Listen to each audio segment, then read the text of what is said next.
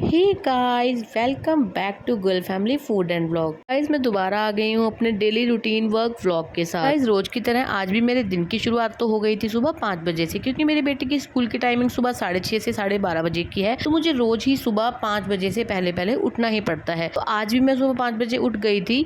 बेटे को स्कूल भी भेज दिया है, हस्बैंड चले गए हैं ड्यूटी।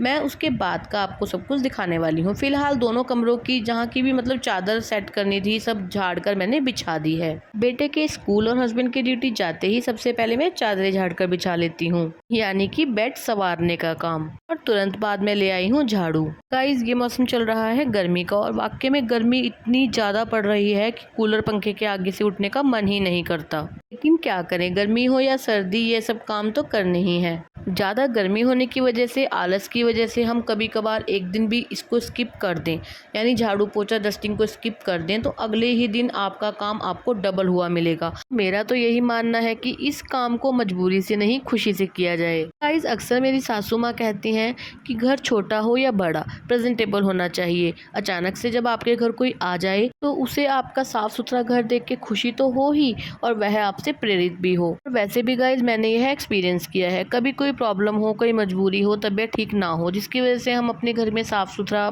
घर को साफ सुथरा न कर पाए हों, झाड़ू पोछे न कर पाए हों, अचानक से कोई आ जाए, तो आप बेशक जितनी मर्जी सफाई दे दीजिए, आपके गंदे घर को देखकर उनके मन में जो धारणा बैठ जाएगी वो आप कभी भी नहीं निकाल पाएंगे। इसीलिए बस यही एक कारण है कि अपने घर को हमेशा प्रेजेंटेबल बनाइए। वैसे भी चमचमाता हुआ सुंदर घर किसको पसंद नहीं होता। गाइस, मेरा मानना तो यह है, जैसे कि मैं एक मिडिल क्लास फैमिली से बिलोंग करती हूँ, मेरे पास मेरे घर को सुंदर बनाने के लिए बहुत महंगी चीजें नहीं हैं, लेकिन अगर मेरा घर साफ सुथरा है तो वह सुंदर है। चलिए, खैर, बहुत सारी बातें हो गई हैं, और ये बातें करते करते मैंने लगा ली है झाड़ू। गाइस, व्लॉग तो होता है 8 से 9 मिनट का, ज्यादा 10 से 12 मिनट का, लेकिन झाड़ू लगाने में ही मुझे 1 से 1.5 घंटा लग जाता है, क्योंकि मेरा मानना यही है कि अगर झाड़ू अच्छे से लगी हुई हो, पोछा लगाने में आपको 5 से 10 मिनट लगते हैं। गाइस, क्योंकि झाड़ू लगाने के लिए कूलर पंखा बंद करना पड़ता है, और आप मेरी हालत देख सकते हैं, मेरे कपड़े टोटली भीग चुके हैं। अभी जो गमला मैंने उठाकर सीढ़ियों पर रखा है, इस गमले को आपने मेरे व्लॉग में पहले भी देखा होगा।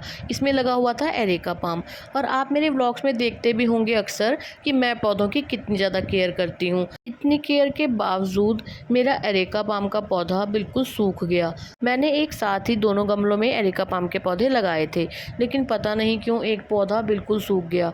गाइस, अगर आपको इसका कारण पता हो कि यह ग्रो क्यों नहीं हो रहे, क्यों यह पौधे खराब होते जा रहे हैं, तो प्लीज मुझे कमेंट करके जरूर बताइएगा। चलिए, खैर, झाड़ू तो मेरी लग गई है, अब उठा लिया है मैंने डस्टिंग का कपड़ा। गाइस, मेरा मानना डस्टिंग को लेके तो ऐसा है कि चाहे हम जितना मर्जी झाड़ू पोछा रगड़ रगड़ कर लगा लें, लेकिन अगर हमने डस्टिंग ठीक से ना करी हुई हो तो हमारा झाड़ू पोछे का भी कोई फायदा नहीं होता। गाइस, मैंने अपने व्लॉग में पहले भी बताया है कि मेरे यहाँ पर डस्टिंग का बहुत ज्यादा काम है, लेकिन फिलहाल अभी बारिशों का मौसम चल रहा है, जिसकी वजह से मिट्टी बहुत कम उड़ती है, तो डस्टिंग का काम भी कम ही है। इसीलिए जहाँ जहाँ मुझे जरूरत लगती है, बस वहाँ वहाँ मैं कपड़ा मारती रहती हूँ।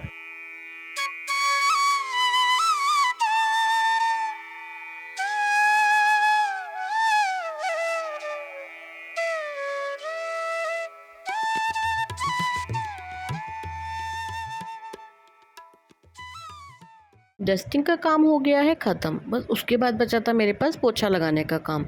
लेकिन उससे पहले मुझे एक और काम करना था। यह हमारे घर में एक स्टोर रूम है, और इसमें भरा पड़ा है मेरे हस्बैंड का सामान, यानी टूल्स। मैंने काफ़ी बार हस्बैंड को बोला है कि आप इसको थोड़ा संभाल लीजिए, क्योंकि इसको देख देख के मेरा रोज पारा हाई हो जाता है। लेकिन गलती उनकी भी नहीं है, उनके पास इतना टाइम ही नहीं होता कि वह इसको साफ सुथरा रख पाए।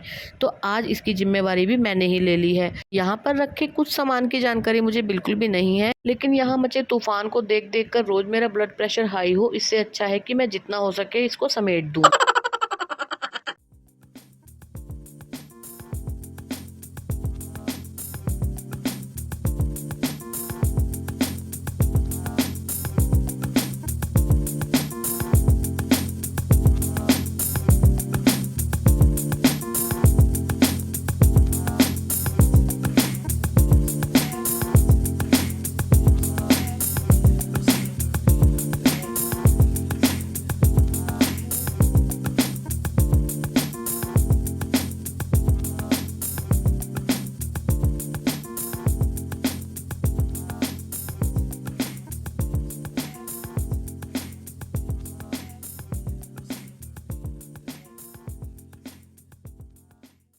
चलिए सब सामान ठिकाने लगा दिया है और मेरे मुताबिक चाहे घर का कोई भी कोना हो, साफ सुथरा सुंदर लगना चाहिए। मैं इस वक्त तक बहुत ज़्यादा थक गई थी गाइज और पसीने से पूरा भीग गई थी। मन तो था कि थोड़ी सी देर बैठ जाऊं, लेकिन काम बचा था तो सिर्फ पोछा लगाने का। तो फिर सोचा कि बेकार में समय बर्बाद करके क्या मिलेगा। थोड़ी सी ही देर में स्कूल से बेटा भी घर आने वाला था। गाइज मेरी कोशिश रहती है जब तक बेटा स्कूल से घर आए तब तक मैं अपना सभी काम खत्म कर चुकी हूँ और नहा धो चुकी हूँ। तो बस मैंने फटाफट हिम्मत जुटाई और पोछा भी लगा ही दिया। और मैं अपनी पोछे की बाल्टी रखती हूँ बाहर, वहीं से बार बार पोछा धोकर लगाती रहती हूँ। सभी काम खत्म हो चुका था, मैं नहा धो ली थी। थोड़ी सी देर बाद ही आ गया था स्कूल से बेटा घर वापस। गाइज अक्सर मैं सुबह ब्रेकफास्ट के वक्त ही लंच प्रिपेयर कर लेती हूँ, बस उसको गर्म करना होता है दोपहर में। लेकिन आज जब तक बेटे ने कपड़े चेंज किए, मैंने पूछा कि कुछ खाने को दे दूँ। बेटे ने बोला मम्मा आज बहुत ज़्यादा गर्मी है, पहले कुछ पीने को दे दीजिए। और मेरा भी मन सच में कुछ ठंडा सा पीने को कर रहा था, कोई और ऑप्शन समझ ही नहीं आ रहा था। तो फिलहाल मैं गुलाब का शरबत ठंडे पानी में घोल कर ले आई हूँ पीने के लिए। और गाइज मैं आपको एक बात और बताना चाहती हूँ। आज के व्लॉग में आपको कहीं थोड़ा अंधेरा कहीं उजाला नजर आ रहा होगा। जिस दौरान मैं काम कर रही थी और अभी भी सुबह से ही लाइट आ जा रही है, मतलब आ तो कम ही रही है, लाइट गई हुई है। इसके करके कहीं अंधेरा कहीं उजाला नजर आ रहा है। और गुलाब के शरबत के साथ हम इंजॉय कर रहे हैं नमकीन। आज सुबह से ही बहुत ज़्यादा गर्मी थी, इतनी गर्मी थी कि बस सहन भी नहीं हो पा रही थी। लेकिन अचानक से मौसम बदला और पड़ने लग गई है बारिश। हमने मौके का फ़ायदा उठाया और हम आ गए हैं फटाफट से बारिश का एंजॉय करने के लिए छत पर। मैंने अभी कुछ ही दिन पहले तकरीबन 3-4 इंडोर नए प्लांट्स गमले में लगाए थे, जो मैंने स्टेयर्स पे रखे हुए थे।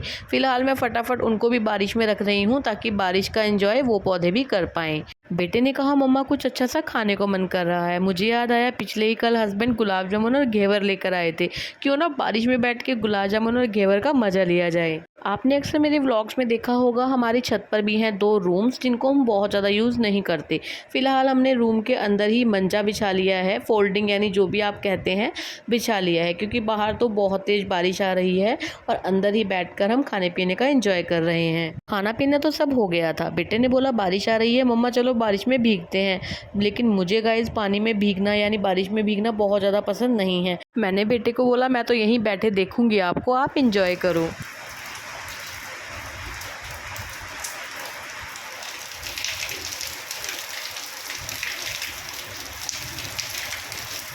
आज तो बारिश का मज़ा ही आ गया।